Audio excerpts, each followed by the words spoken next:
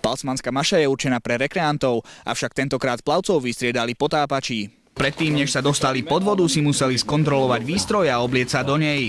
No, vidíš? Lebo ty to máš ináč. OK. No.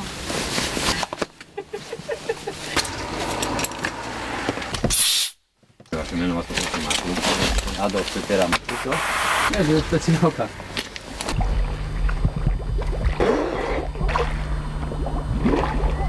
Zavedieme tradíciu, že to bude tradične, že každoročne budeme robiť tú environmentálnu akciu, lebo sme zistili, že každoročne turisti sú nedisciplinovaní a hádžu odpadky do vody a to treba čistiť, lebo je to slovenský raj a príroda má byť čistá.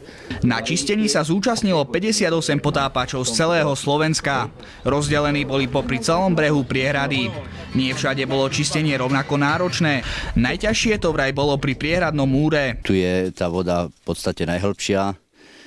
Je tu nebezpečenstvo, že sú tu tie česlá, kde vlastne spúšťa tú priehradu, kde tie vypustí vody, takže musíme dávať pozor, aby nás to nestiahlo tam.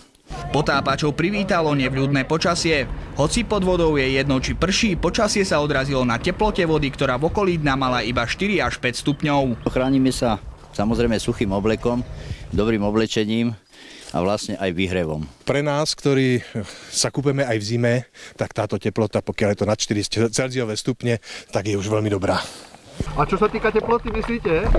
To je super. Vaňa. Neuvaríte sa. Tak.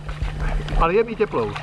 Potápači boli pod vodou približne hodinu, po nej už začali z vody vyťahovať odpad. O efektívnosti tohto upratovania svedčí aj fakt, že toto všetko vytiahla iba štvorčlenná partia potápačov z Martina. Celkové množstvo vytiahnutého odpadu hrubým odhadom činí vyše 100 kg. Ten skončí na zbernom dvore a smetisku. Každý, kto príde sem a nejaký prínos robí, že by oživil trošku tú prírodu, tak každého berieme. Ja som spokojný za také veci.